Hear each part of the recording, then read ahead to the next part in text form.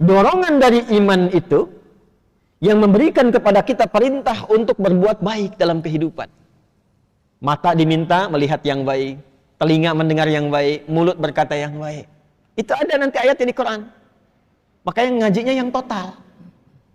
Misal mata nih, Quran surah 24, surah Cahaya An-Nur, ayat 30 untuk laki-laki, ayat 31 untuk perempuan. Kalau imannya dilatih dengan kuat, nanti iman itu punya transmisi gelombang. Masuk lewat fisik, kita dibimbing fisik untuk melihat. Masuk ke mata melihat. Qul lil mu'minina. Sampaikan, katakan Muhammad SAW kepada setiap insan beriman. Tuh, yang ada imannya. Yaghuddu min absarihim. Bila iman itu masuk ke dalam mata, maka iman akan menjaga mata supaya melihat yang baik-baik saja. Yang tak layak dilihat, iman akan berkata, palingkan. Makanya mata itu punya pandangan standar iman, punya pandangan standar yang bukan beriman.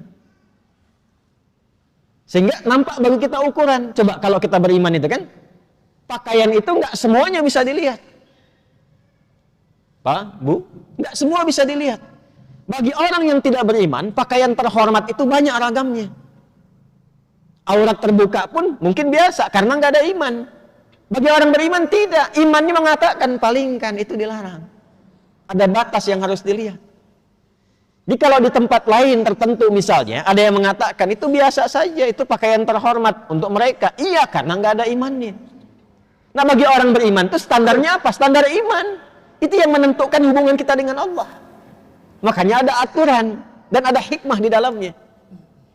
Coba kalau antum lihat tayangan-tayangan misalnya, lihat gambar di YouTube atau misalnya tayangan dan sebagainya, ada terbuka aurat. Iman itu pasti otomatis bekerja. Kalau imannya kuat, palingkan. Kadang dia istighfar, astagfirullah, palingkan. Dan nggak ada yang terlambat, nggak ada lisan istighfar mata nggak berpaling, astagfirullah. Salah ini. Ada. Wasari'u ila maghfirah, cepat dia istighfar.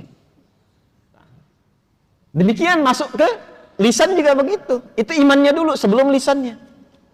Ya, Quran surah 49 Al-Hujurat ayat 11 sampai 12. Ya ayyuhalladzina amanu. Iman dulu. La yasra qaumin qaum. Lisan orang beriman itu tidak mudah mencela. Ini semakin tinggi imannya, semakin baik kosakatanya karena isi hatinya baik semua. Nah, kalau sudah menemukan yang baik itu susah mencari kosakata yang kotor. Al-Hasan cucu Nabi tahu? Radhiyallahu taala anhu. Enggak tahu cucu Nabi. Kalau kenal mungkin enggak kenal, tapi enggak tahu itu enggak mungkin itu. Cucu Nabi. Al-Hasan dan Al-Husain pernah dengar ya? Kami di pesantren itu membuka ruang tunggu ada dua, kanan dan kiri. Di pesantren yang sedang kita bangun. Kami berikan namanya dua cucu Nabi, Al-Hasan dan Al-Husain. Dan setiap tempat ada bangunannya, di situ ada edukasinya. Kenapa dinamakan Al-Hasan? Di situ ada sejarahnya, siapa beliau dan sebagainya. Dan seterusnya. Al-Hasan itu punya anak.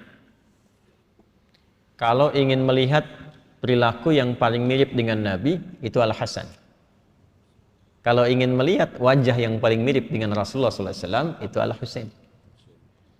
Makanya belajar sejarah bagaimana akhlaknya Al-Hasan ibn Ali ya bin Abi Thalib radhiyallahu taala anhu. Belajar sejarah. Itu diantara yang paling dekat dengan Al-Quran, yang lisannya paling lembut. Lembut. Masya Allah. Jadi sedang jalan dengan anaknya di masa fitnah kubra. Itu ada orang caci maki. Dalam satu riwayat, atau kama waqa, Allahu a'lam bis-shawab, sedang jalan dicaci maki. Begitu dicaci maki, kan ada satu masa fitnah kubra itu, ada fitnah yang sangat besar.